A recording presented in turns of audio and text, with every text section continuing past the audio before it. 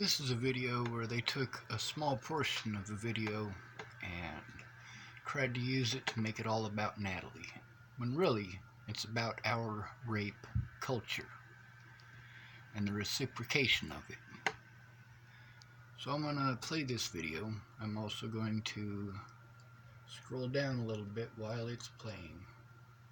Also, over here I tried to reply to this feller.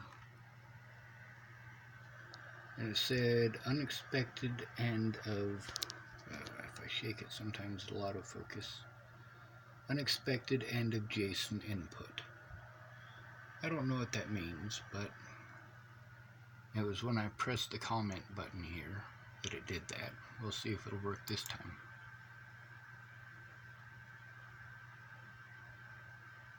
Yep.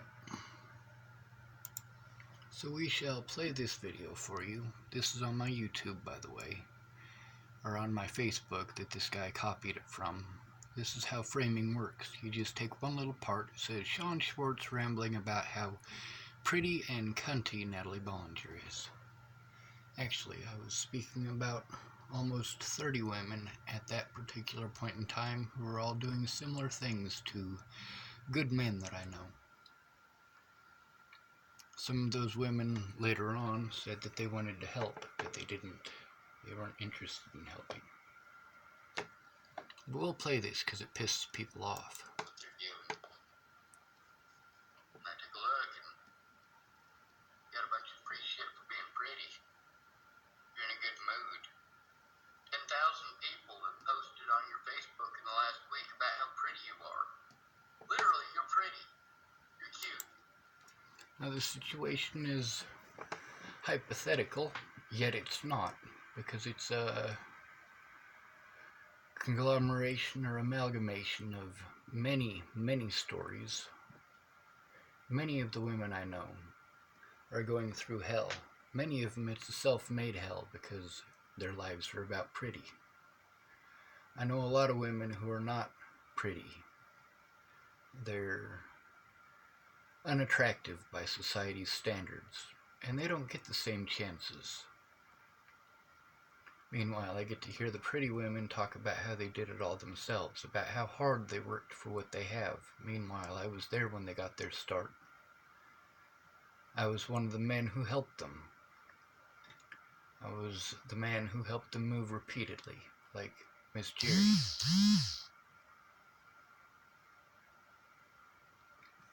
Anyway, this video should be over shortly. I do want to scroll down here for a bit because there was something interesting that I very much want to show you.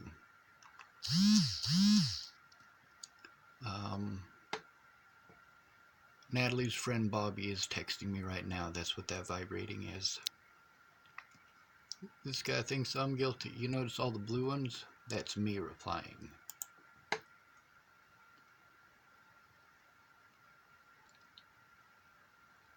So many posts about murder and death, cutting up pretty faces, wanting to be murdered by Natalie, telling her to go kill herself.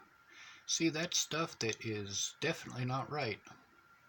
Now, about murder, yeah, I've had a lot of friends that were murdered.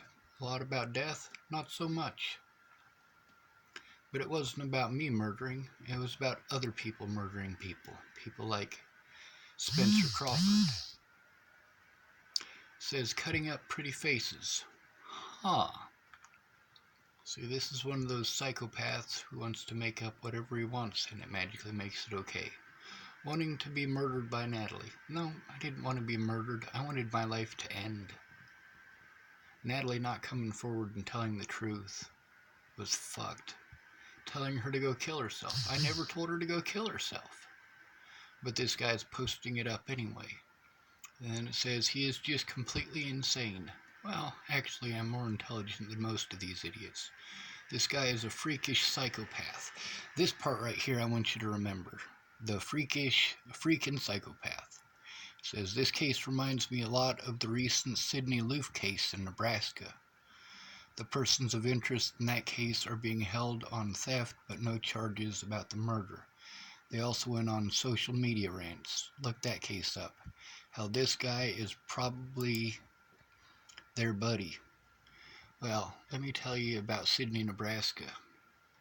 Sydney, Nebraska is full of meth. It's full of people like Jackie McKenzie.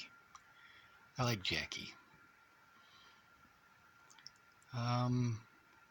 This fuck mouth upbringings seems to be speaking up for me, which is a good thing. But the part that I want to bring you to when it comes to a psychopath is Jason Jepson. There's two Jepson families in Chapel, Nebraska. One of them, this one right here, there's two Jason Jepsons. One of them is J''S''O''N, and then there's this one, J''A''S''O''N. It says, I grew up with Sean in Chapel, Nebraska. It's all a show. He's living all the attention. Sean was not a victim like he says in his videos. He talks about my family in his videos.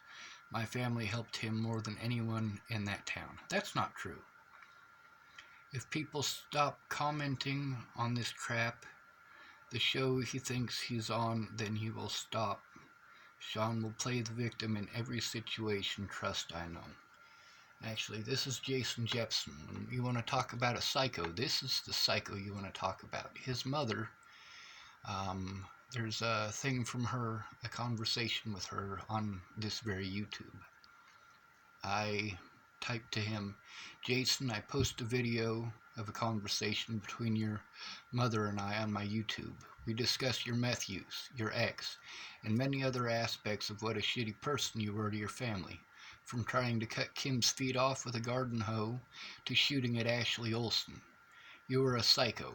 Your family did help me. I remember when I was dropped off at 18 with no ID, no social security card, no birth certificate, and it was you and Kim who put me up in your parents' garage. I also remember you getting more help from me than I got from your entire family combined. Kim is a saint. Brandon is a selfish and spoiled punk. Mike is a badass. Your mom and dad are decent folks, but you, Jason, you are just a mean-hearted junkie. Now, Jason Jepson, this one. This isn't Rory's brother, Jason. This is Brandon Jepson's brother, Jason. Ashley Olsen, she is Polly Olsen's daughter. I went to school with Ashley.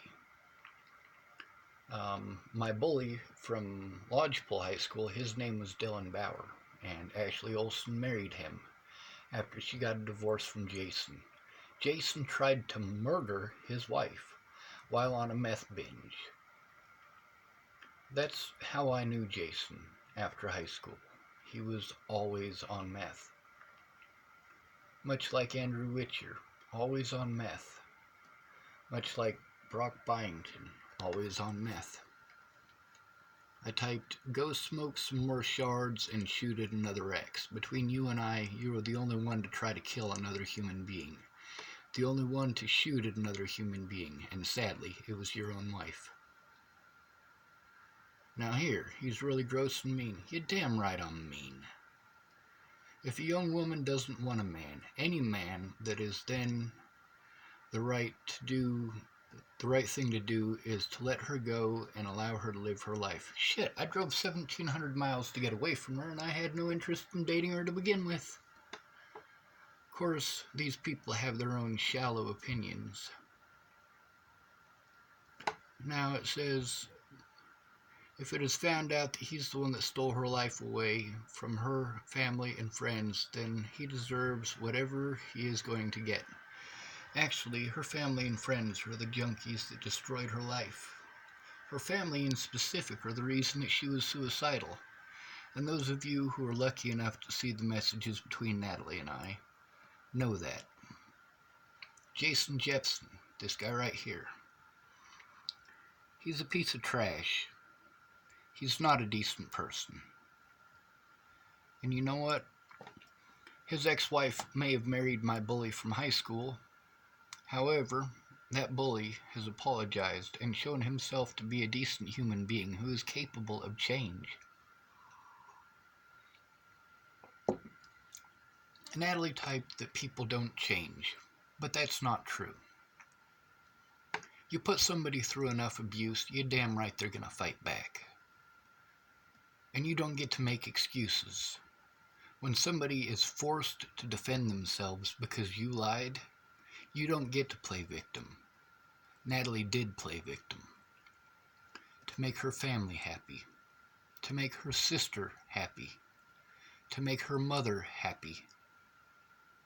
The very people whose crimes, actual crimes, made Natalie suicidal. The people whose judgment and inability to see another person's point of view because of their drug use led to Natalie attempting to kill herself on multiple occasions.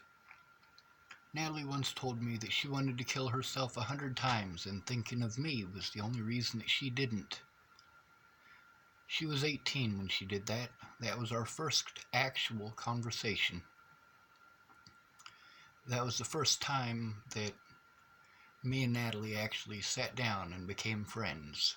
And Maddie Boa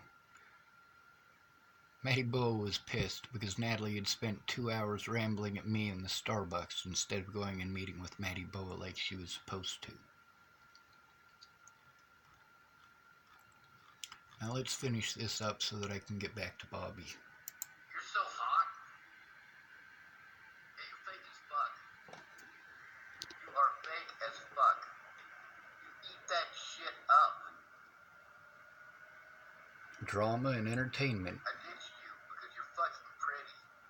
Not just pretty, but violently pretty. When I say violently pretty, I mean that you are seriously one of those shitty excuses for a human being that will go out of your way to pretend somebody's intent is something that other than it is because of their looks.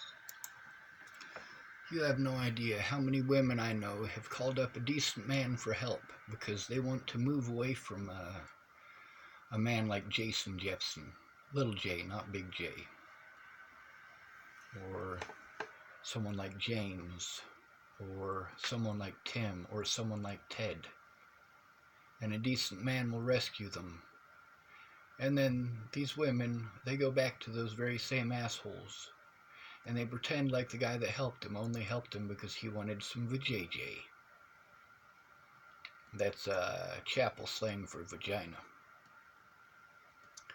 And then because they're pretty, it's okay. It's okay that other people are hurting this innocent man because a pretty woman went out of her way to lie because, well, a good-looking man is more important than a decent man in this society. Now this whole video here is about 20 minutes long, but they only took the little bits and pieces that they could try to pretend is about just Natalie, and it's not. It's about the reciprocation of the rape society, and how women themselves are responsible for that reciprocation by destroying good men's lives and going back to the rapists, protecting their own predators because those predators are good looking and women are just as superficial as men. See, that's something y'all aren't willing to understand. We live in a society that is supposed to cater to women. But which women does it cater to? Well, the pretty ones, of course. And then send people after them. Well, it's okay because you didn't send them after them. No, you knew that they would, though. When you spread rumors about a man to a bunch of violent junkies, yes, you are responsible for what those violent junkies do to that person. You are responsible. Is that me saying that you're responsible for the actions of others?